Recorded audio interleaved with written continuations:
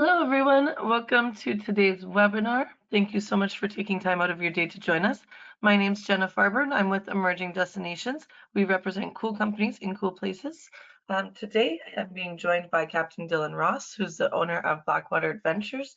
But before I get to that, I'm going to just do a quick introduction of our Emerging Destinations portfolio to you. So if, in case you're not familiar, Emerging Destinations is representing the Guyana Tourism Authority. So we are actually working with the tourism board to promote the destination of Guyana. And Dillon works with his owner, as I mentioned, of Blackwater Adventures, and they specialize in sports fishing in Guyana. But I will let him do a much more thorough introduction into the subject in just a moment. But before we get there, if you wouldn't mind changing the slide, Dillon. So up there on your screen are all of our cool companies and cool places that we represent. If you do have any questions about any of the companies that you see up there, I'm more than happy to do a one-on-one training, or if you want to learn about any of them, I'm happy to help. So please feel free to reach out. My email address is at the bottom of the screen there. Since we are talking about Guyana today, which is in South America, I will just very briefly introduce our South American portfolio to you, or our Americas portfolio. So we are also representing Hidalgo Tours. They specialize, they're a DMC specializing in Bolivia. And they also have the Palacio de Sal, which is the first salt palace in Bolivia. So I just got back from a trip there, and it was a very interesting destination. So I'm more than happy to give you a rundown of that. Moving forward, we also have La Coralina Island House, which is a 5-star property in Bocas del Toro, Panama. We have Las Torres Patagonia, which is located in the Cerro del Paine National Park in the southern tip of Chile. And last but not least, we also just started working with River House Lodge, which is a lodge in Argentina, again, specializing in fly fishing. So if you have any questions about any of those that you see up there on your screen, please feel free to reach out. I think that's all for me, but before I hand things over to Dillon, please be aware that this webinar will be recorded. So if there's any reason that you need to step away, we will definitely be sending the recording out later this week. Also keep in mind that all of our previously recorded webinars can be found on our Emerging Destinations YouTube channel and our Emerging Destinations website. So you can go peruse if there's any other subjects that you missed that you might want to learn a little bit more about. And then I think the last thing I have to say is, in addition to doing a Q&A at the end of Dillon's presentation, we are also going to be having a bit of an interactive component today. So if everyone could practice on the GoToWebinar control panel, there's a chat box. So if everyone could go through and practice typing through a message there, you can see that Dillon's already sent out a message to everyone. So we will be using that as well to have a bit more of an interactive presentation today. So I think that's all that I need to say. I'm going to pop off for now, but I will be back later. So please feel free to use that chat box. And I think that's it. Over to you, Dillon. Thanks, Jenna. Nice. Well, that leads us right into what we're talking about today. And thanks for the introduction, Jenna. Yes, my name is Captain Dillon Ross. Locally, a lot of people call me Bleach. Especially on the water top. In Guyana, one of the things you'll learn is that everybody has a call name. My company is Blackwater Adventures. We've been in operation, licensed since 2020, and we were doing some work before that as well. We specialize in sports fishing, strictly artificial fly-in lure. We don't really, except for maybe big cats on the bottom feeders, we might use bait. So we're pretty much fly fishing and using lures. We work in Kanchi Creek, which is in Region 6, near the Berbice area of Guyana. Primarily, that's where we live, that's where we work, but we also do trips all over different places. We're also a licensed boat charter service as well. That's a little bit about my background, Blackwater Adventures. Let's talk about fishing in Guyana. I hope I have some fishing folks here. I can't see any of you. I think you guys can see me. And we're going to use that chat feature to play a little game. If you can, type as many target species of fish that you can think of in Guyana. Go.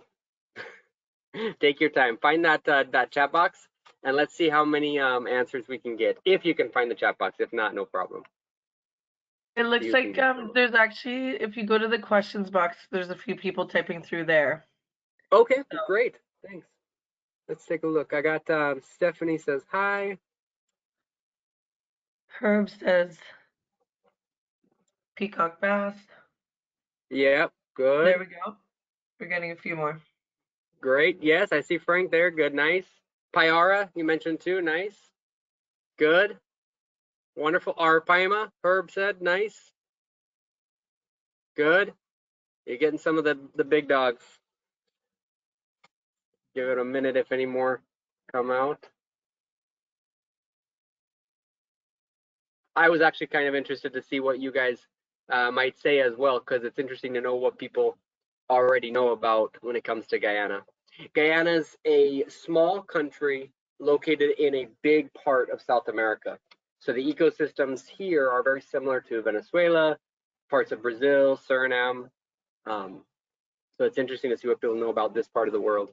Anyway, it looks like that's all the guesses. So we got them. Those are definitely some of the big ones.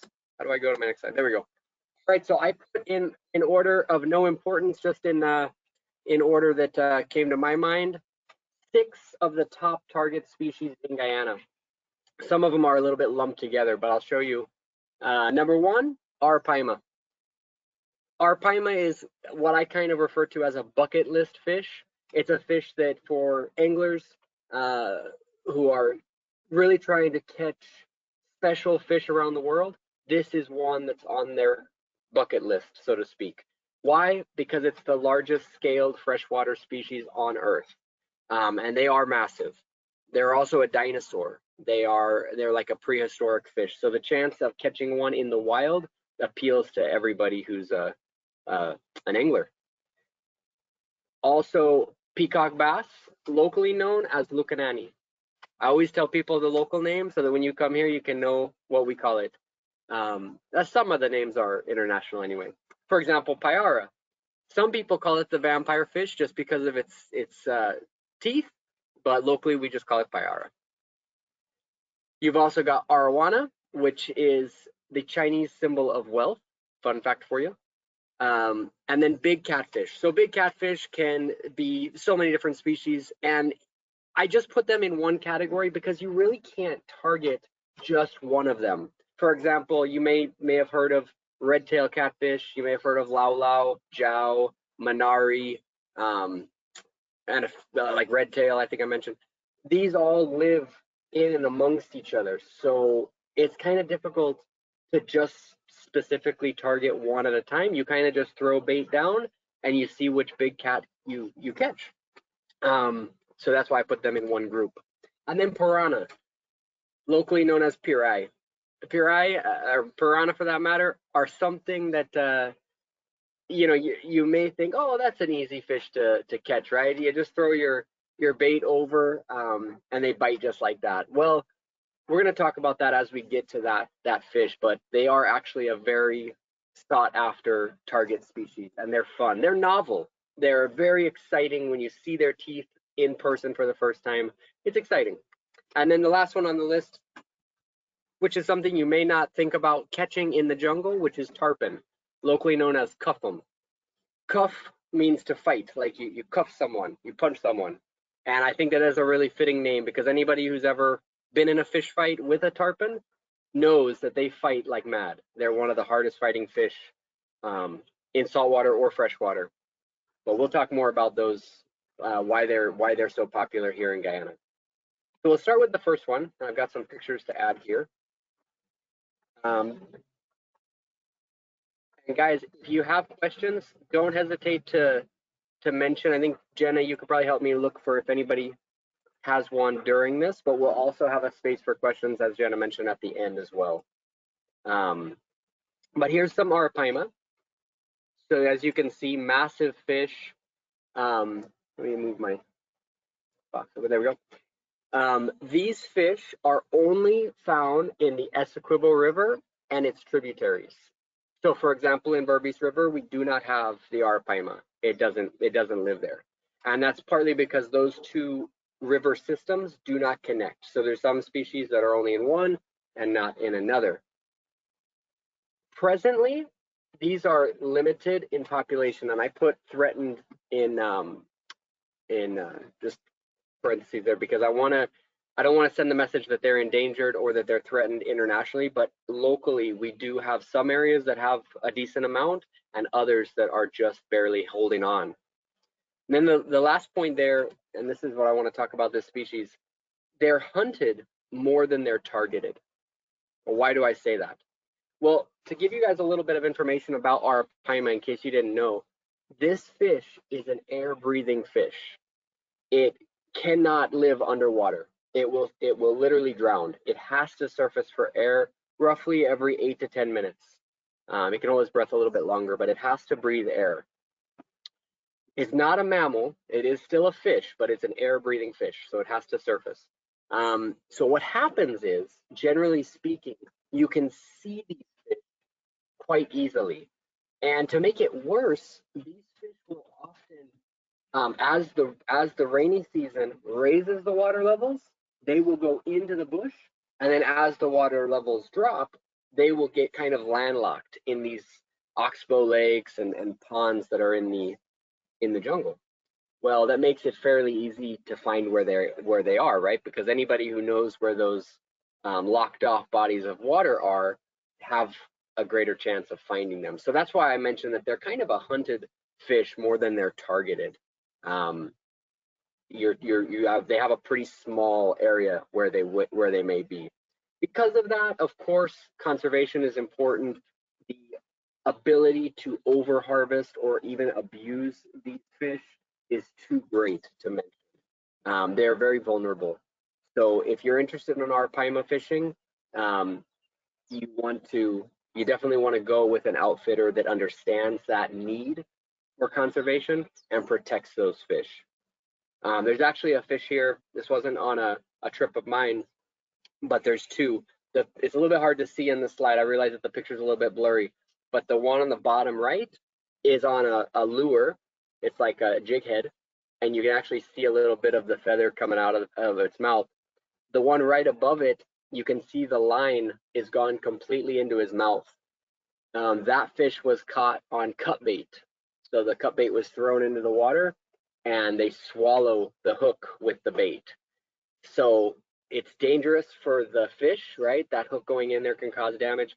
And then it's also dangerous for the guide because trying to dislodge that hook in efforts to release the fish is very dangerous. They can actually thrash so hard they can break someone's arm. I've heard of it happening, not seen it happen, but I've heard it happen. So this is a very interesting species, but conservation and Arapaima fishing go hand in hand. And keep in mind that the Arapaima we have are truly wild. They live here. It's not like Arapaima fishing in Thailand, for example, where they've brought them and they've grown them. These are wild Arapaima. So it's a treat, it's a privilege to be able to fish for them. We can talk more about that, but again, feel free to ask any questions as we go. And move on to the next target species. This is a very popular one internationally, locally known as lukanani, internationally known as peacock bass. I'm just using a few different pictures. I wanted to point out, if you notice the peacock bass in Guyana, there's several different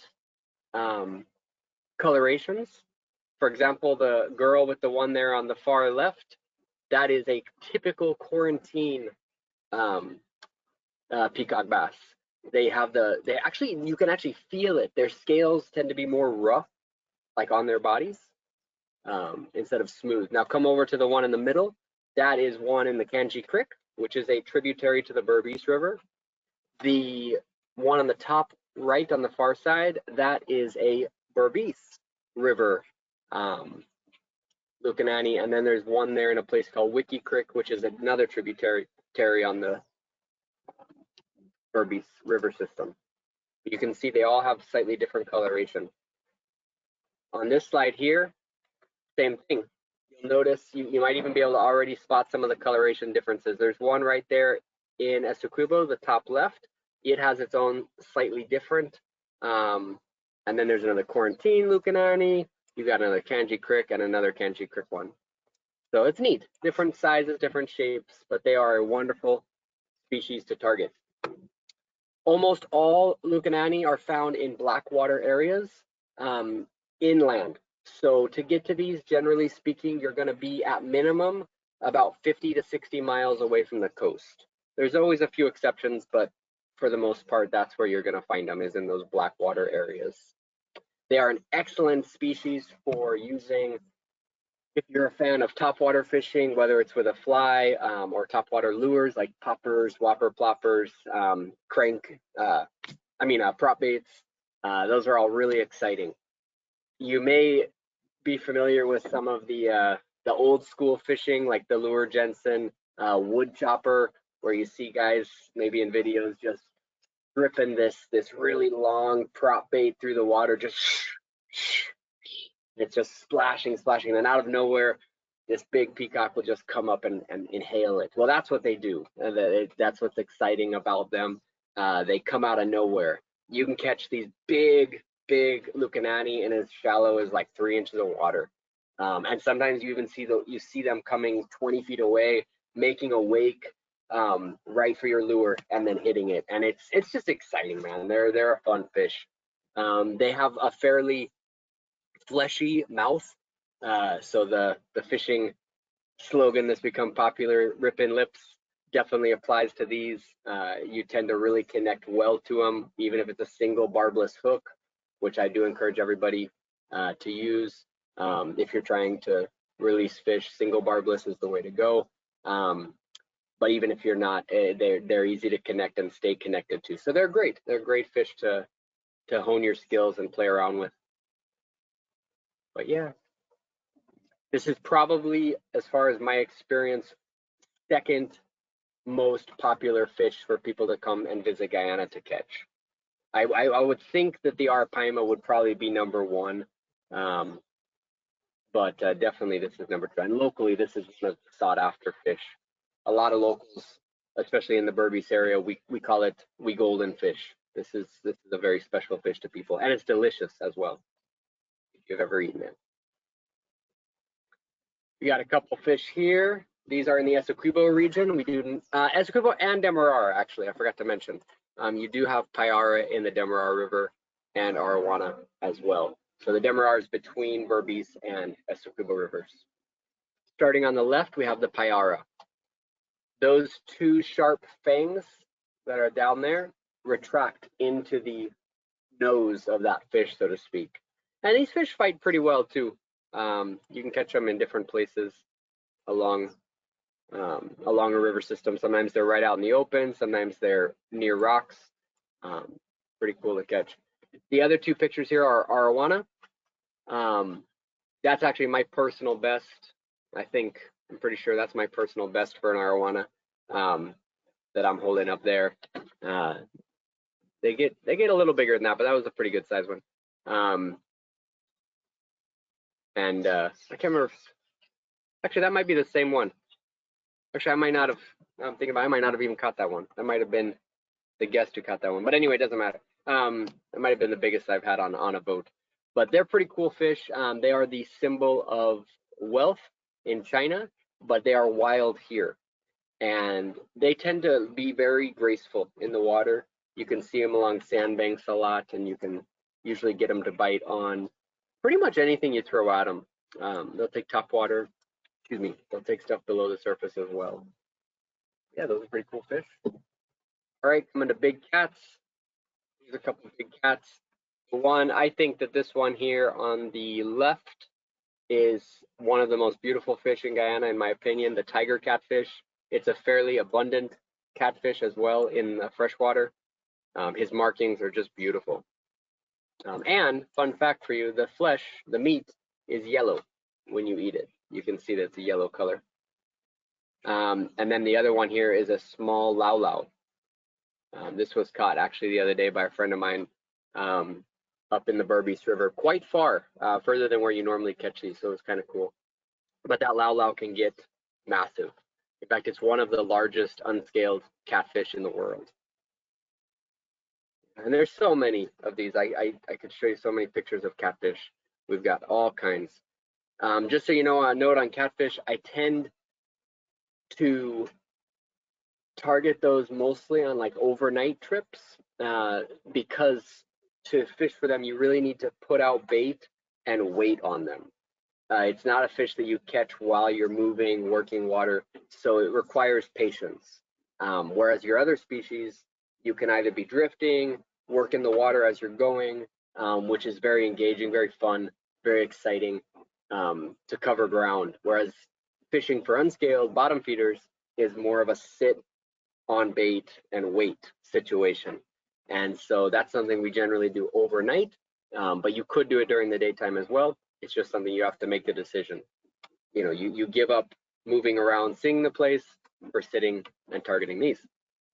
But on overnight trips, that can be very fun. Nice. All right, that brings us to our next guy. Piranha, locally known as payara. Just to be clear, there's multiple species of piranha. There's some piranha species that are vegetarian even. There's some piranhas that don't eat any meat. There's one called a catfish. I did not have a picture of it, I should have. But they're not very big, but they have a bottom jaw that actually extends really far. And their whole diet consists of scales. They literally go around and pluck off scales of other fish. And then inside their stomach, they pack them together like a deck of cards. And they feed on the proteins from those scales. So there's all kinds of piranhas. So why I mentioned that these are the black piranha is, as you can see, they get pretty big. The one in the middle is one of the largest I've ever caught. It was, I don't have a weight to give you, but it was massive. And then you can see the teeth on those things as well. So I highlighted bring lip grips. For any of you who don't know what those are, you can see them in that picture there on the bottom right. They're a tool that allows you to kind of hold the fish's mouth safely, especially for photos.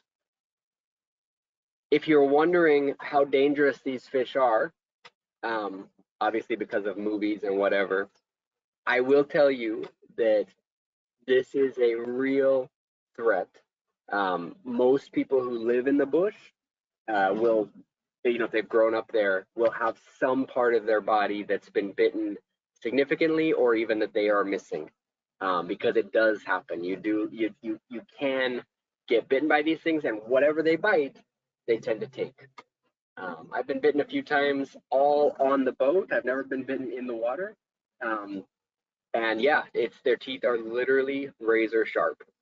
I've hunted all kinds of predators, and anything from mountain lions to wolves and coyotes and things all in between. And people always like to use this phrase, razor sharp. But I'm here to tell you, the only critter that I've ever seen with truly razor sharp teeth is the black piranha. They are razor sharp, they face backwards, and they interlock. They're also slightly serrated. So they are, yeah, they're amazing. But they fight like mad. They're fun to catch. And again, this is a fish that we catch on lures. We catch them on artificial flies and lures all the time. For those of you who are into fly fishing and who don't know, they make a steel tippet, steel leaders for fly fishing. You can even, they make very fine ones. You can even tie on flies that have rattles in them. That tends to work really well.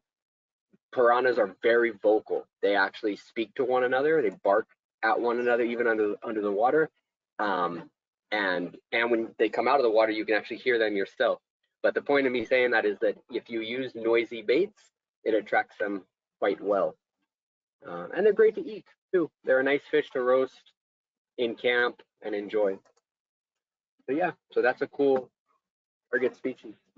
Okay, last target species, but definitely not least, is tarpon, locally known as cuffum. Now, for those of you who know about this fish, you'll know that this is often a fish that people see along Florida, the coast of Florida, Puerto Rico, some of the islands. Trinidad has a lot of them. But what are they doing in the jungle? What are they doing in fresh pure black water with like almost no salinity whatsoever? Well, the answer is that this is where they spawn. So this tends to be where juvenile or baby tarpon live.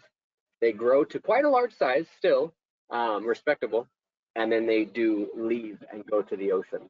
So the ones we target are inland species, and they tend to be at max, you might see like 5 feet. 5 feet would be pretty good. This one here on the top left, that was 83 centimeters, if I remember right, long, and that was a record tarpon for brackish water in 2023. But yeah, they can get pretty big still. We do have some of the larger ones, the adults who have gone out to the saltwater in saltwater as well, but you'd have to go off the coast to find those. The beauty about these fish is, as I mentioned there in the slide, they're easy access along brackish waters. So what I mean by that is any of the rivers, any of the creeks that are along the coast of Guyana, these fish tend to be there. The beauty of that is that those are your areas where people live. So if you come to Guyana and you don't have time to go on a multi-day expedition, but you still want to get locked into some really nice fishing, tarpon may be an excellent option for you. It's really fun. They are kind of similar to Arapaima in a way. They are obligatory air breathers. It's not to say that they can't breathe underwater. They can survive underwater, but they come up for air gulps. So when you're in an area where there's a school or a group of tarpon, you can see them, and it's fun. It's very engaging. It's nice to be near these fish. You see where they're at. You throw your fly, your lure right to them. It's a fun fish to target. It's one of my personal favorites. And then they fight like mad. They do the tail walk where they come out of the water, and you got to try everything to stay connected. And yeah, it's good. It's good fun. It's definitely a trophy to land one. Any of them, any of the size, especially on artificial fly and lure. But yeah, and if any of you are wondering what they taste like, some people in countries where these are not, you can't harvest them, they have a lot of different myths. I had one guy from Florida say that he was always told they taste like soap and they're full of bones. That's not true. Of course, they have some bones. A lot of fish have bones that you have to kind of eat around, but these aren't that bad, and they do not taste like soap. They are actually a nice fish to eat. All right. Well, good. Before I go on to the next slide, does anybody have any specific questions about these species we talked about? No, that's fine. Like I mentioned, we will talk about questions at the end as well. But cool. So real quick, wrapping up, I want to talk a little bit about Guyana so you can get an idea. Let me just take a quick drink here.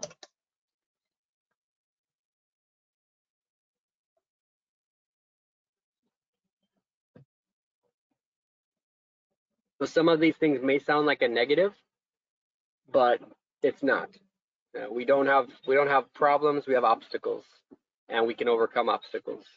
So Guyana is coming up in the sport fishing world. It's still relatively new. In fact, people in general. Oh, hold on. Do I have a hand raised? Herb put up his hand for 28 minutes. Sorry if I missed your hand, Herb. It just popped up for me. I don't see a question here from him, so. Okay. Oh yeah, no, he did. He did ask a question. Go ahead, if you don't mind helping me, Jenna. It's what's the season/time frame for the Arapaima? Great, and we're actually, Herb, we're going to talk about that on the next slide, time of year to target these fish. So I'll get to that. Thanks so much. That's a great question. That's a great question. But we'll just hold on it for a second. But yeah, so these are some challenges, just to let you know. And also, if you're interested in coming here, I want you to know about these things because you play a part in helping these things to improve. So first, little or no conservation or regulation. So Guyana is a country that you can literally fly here. You can go fishing without any permit, any license, any tag, anything. You just go. That may sound like a good thing to people who are in places with those regulations, but it's not. Because without those things in place, you have issues like over harvest, waste of fish, unethical methods of take, and so forth. So we need to improve that. It's something that I am trying very hard here, boots on the ground in Guyana, trying to take the lead in, not only within my company, but also working with people who have the power to make a change to improve conservation and regulation. The next point, it says local ethics and method of take. I'm not necessarily someone who thinks that the right way is picking up a big stick, so to speak, and coming at people. The heavy-handed approach. The right approach is education, educating people on what matters, what conservation is, using a resource in a sustainable way for the future, and helping pass that on to future generations. At present, we don't have a lot of that.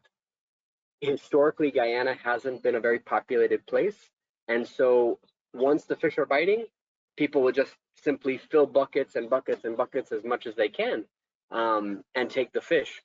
I'm just using fish as an example, but it happens with hunting and wildlife as well. Well, the days of doing that and getting away with it are over, both because of climate change, population increase, people coming more to Guyana. We have to change. We have to protect these resources. And so that's why I mentioned methods of take. Locally, a lot of people don't know how to fish with a rod and reel. So they've relied more on nets. Of course, like a cast net, like just throw in a net and pull in your catch, not the end of the world. But they have things, for example, for those of you who don't know, like gill nets. And gill nets are these big, long nets. Sometimes they'll be strung out from literally one edge of the river system to the other.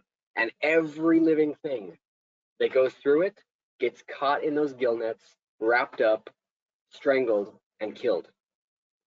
There's no way to use a gill net in an ethical way. If you're targeting one fish, you kill 100 fish to catch that one. And then it doesn't scrutinize the size of the fish at all. It also doesn't scrutinize against birds, river otters, river turtles, manatees. I mean, I could just go on and on the amount of things that these nets kill in the process of trying to catch a target fish. So there's certain things like this that we're trying to work to overcome, but the time is now for that change to happen. It's needed. That leads me to this next point. And oh, hey, I have a Pamela. Pamela had a hand up. Hand. Well, maybe hand went back down. Oops. Pamela, Yeah, did you have something? I don't. Oh, it's just a comment. Gill fishing is harmful everywhere. Yeah, well said, Pamela. I wish I was seeing all these. Thanks so much for backing me up, Jenna. No, that's I'm not okay. So they're in the questions box, not the in the chat, questions not box. the UI. Yeah, Oh, but see, they don't seem to be in order for some reason. yeah. It's also very narrow to, oh, maybe it's because the chat box is open. It's hard to see it. Like I'm only seeing like one little small line of it. But anyway. Oh, Pamela said no tail on the arowana. Yeah, probably a piranha bit that off. Yeah, gill net harmful everywhere. Excellent. Yeah, well said. Sorry, I'm now reading everybody's comments. Thanks so much for putting those in, guys. But anyway, so I'm going to talk about this here real quick, and this is something that maybe you've heard. It's not me who's coined this phrase, but of course you've heard of catch and release fishing. That's very popular. People talk about that. But there's a broader topic, which is ethical harvest. And what that means is compared to black and white catch and release, ethical harvest does allow for you to harvest fish in an ethical way. So for example, if you catch a small fish, let it go, let it grow. But if you catch a nice big fish and you'd like to enjoy eating it with your friends or family or whatever, or even if you wanted to take it home and eat it and mount it on the wall as a trophy, that could be done. But would you take all of the fish that you catch or even all of the big ones? No, right? You'd only take one or so. Also, the method of harvest comes into play when the idea of ethical harvest is used. So, ethically speaking, you would use the best tool to catch the fish while not harming the fish unnecessarily, right? So obviously, an ethical person would not use a gill net. Uh, Cast net might be a good idea if that's the tool you wanted to use. Um, Same with hooks, right? You can use a barbless hook versus a treble hook with multiple barbs. But it depends. Ethical is a broader sense, and it relies on the person to use good judgment, and that's where education comes in. So, other challenges, obstacles in fishing in Guyana, the terrain. Guyana is a very most of Guyana is a very remote place. A lot of the area is very rocky, even in the rivers. So boating there is not something that is taken lightly. You need to know where you're going, to be honest.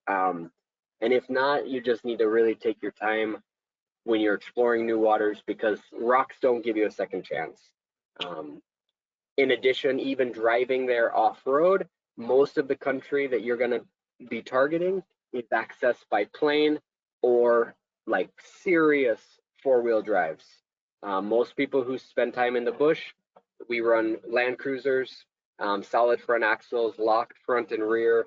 We we really take four-wheeling or off-roading, I should say, serious. It's not the mall crawlers, guys, the little lift kits. These are serious, capable four-wheel drives that are needed out here because it's very, very rough. And that goes hand in hand with what I mentioned, access. You can have good fishing in one area, but getting to it is extremely difficult. That also comes to the next thing, the boat size and shape. Um, I actually just did a 9-day expedition with 4 gentlemen from England. They'd never done anything like this. And one of the things that they were, you could say, complaining about was just being on a smaller boat. They're used to going offshore on large, vessels where they can roam about the cabin freely and so forth. But here you just can't do that. The boats that do well have what you call like a shallow draft. So they sit relatively low in the water. They don't go too deep, right? That minimizes your risk of hitting these rocks and so forth, as I mentioned, floating wood and logs and so forth. And anyway, they're smaller boats and they need to be. So on a larger group, you tend to have multiple small boats versus one large boat. And the shape of those vessels is also something to take into consideration. There's still people here that would take you on a fishing expedition in a dugout canoe. If you've never been in a dugout canoe, you need to know how to be in a dugout canoe. It's an experience. You can't just rock the boat, so to speak. So anyway, it's something that some people are not used to. And then it goes to the last point there, obstacles of having experienced licensed captains and safety in general. So there's a lot of people who know how to run a boat, but it doesn't necessarily mean they're experienced. And it doesn't necessarily mean that they're licensed or insured or that they take your safety into consideration. When we're moving on the water top, my operation and Coast Guard in Guyana mandates wearing a life jacket. And I think you're insane not to. I'm a very experienced captain. I'm complimented on my level of safety often, and yet I know that at any moment there could be a floating log under the surface of the water that I don't see. So me telling you, hey, put on your life jacket, and I will be wearing my life jacket as well, is only, it just seems logical to me. There's no control of the captain in certain situations just because of the dangerous area that we operate. So that's one obstacle. We did actually, we have improved a lot. I think it was 2021. We did actually have a guest drown, not on my trip, but there was a fishing expedition. And that was really kind of an eye opener, I think, for everybody. I think life jackets weren't being used, things like that. And so that was really, that set the momentum greatly for a lot of people to really step it up. So those are some challenges, obstacles that we're facing here on the ground, but it does not mean that Guyana doesn't have great fishing and that in the future to come, things won't improve. We're looking forward to seeing Guyana continue to improve in its sport fishing industry.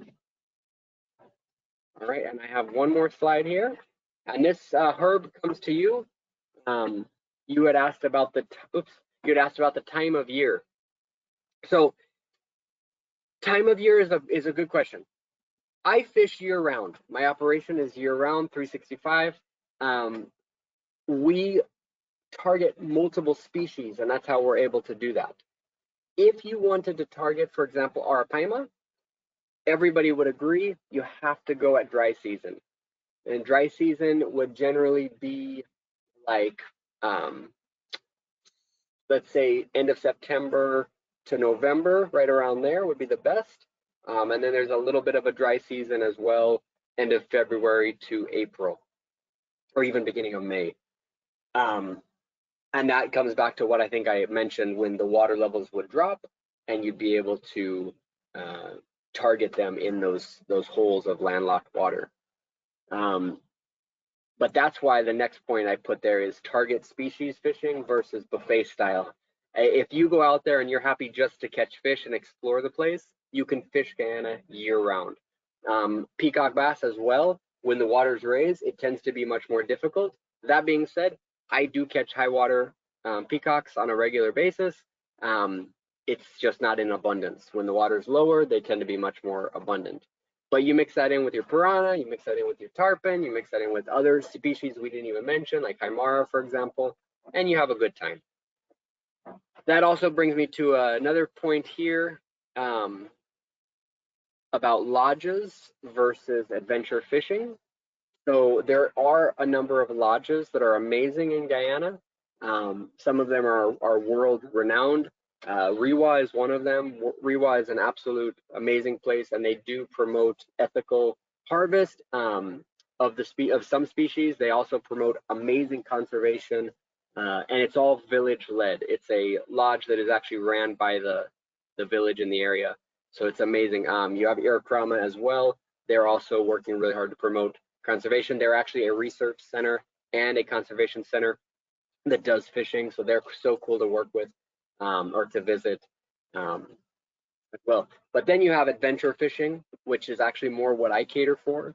So this kind of gives you a good opportunity, even regardless of the time of year you come, to target multiple species, even multiple river systems.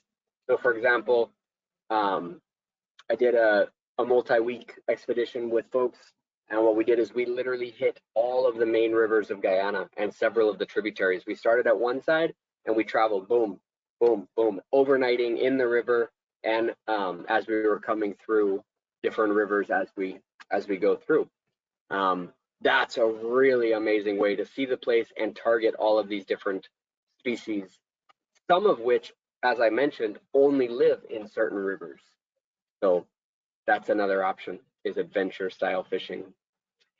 A couple other benefits you may not know about choosing Guyana to visit. One, it is an English speaking country. And of course we have Creolese, which is our local language. So when you come here, you'll notice, like any other English speaking country around the world, we have our own way of speaking, but it's not difficult to pick up. It's no different than if you were to go to England or Australia. You notice that there's certain things that you may not be familiar with the way they say things, but you can pick it up. And then lastly, for most countries, there's no visa needed. You simply get a stamp on arrival, making Guyana a very easy place to travel. Well, everyone, as I mentioned, I can't see you, but thank you very much for listening to those things I said. We'll open it up now. If you have any questions that you want to discuss, let me know. So there is one on here from Frank. He says he has a group of clients that would love this experience. What is the recommended trip duration for a Guyana fishing experience? Great question. Wait. trying to see. Can I close? Yeah, thanks, Jenny. You're gonna have to help me because I don't think I'm seeing all these. Yeah, you can pop out the tab. I'm not sure best way to explain that, but you can actually pull Yeah, it out so that it makes it in a larger version. But I'll that's let you. fine. Just back me up for now. I'm making this thing harder than it probably. I'm making it harder than it needs to be for myself. Sorry. Um, but yeah, great question. So the time frame, it just depends on how long they want to spend. To be honest, um, I really, when I get that question, I would focus on two questions. One, do they have a target species? And two, um, how much traveling are they comfortable with? So, for example, if you wanted to do every river, not only does that require a lot of travel time on the water top, but it's a fairly large country anyway. So driving from one river to the other is several hours in between, things like that. But that's the adventure. So for people who are up for it, that's what makes those trips amazing. You're seeing the place while you're going. Um, it's amazing. I think that is half the fun, is getting to travel in between your fishing locations. For people who don't like that kind of thing, I would tend to recommend more of the lodge. And the lodge benefit is that you're set up. You fly in, you're taken to the lodge, you have a room. Every day you go out and you fish in an area, and then they bring you back, and so forth. It's a little more kind of like a stable routine of fishing, whereas the adventure it's truly adventure. So I can't give you a direct answer, but I would personally say, if you're making the effort to come all the way here, I would say budget for no less than 6 days. Perfect. So that is actually the only other question that I'm currently seeing. So unless anybody Okay. has another one that you want to type through now, we, of course, if you do have questions you think of later, we're more than happy to answer those in an email for you as well. Yeah, But absolutely. Yeah. I think that's all I see. Okay, great. Yeah, you guys. Well, thank you so much for listening. Yeah, feel free. You can contact Jenna. Obviously, We have a website, blackwater-adventures.com. You can see all of our contact information there. We'd be happy to help at any time. And I'll include a link to your website in the webinar follow-up as well for everybody. Great. Thanks, Jenna. Perfect. Okay, so thank you so much, everyone, for taking the time to join us. And oh no, that's it. Sorry, I thought I saw another one pop up, but no, that's it. We'll sign off there for today. Thank you, Dylan, for your time as well as an excellent presentation. Thank you, Jenna. Bye-bye. Bye, everyone. Take care.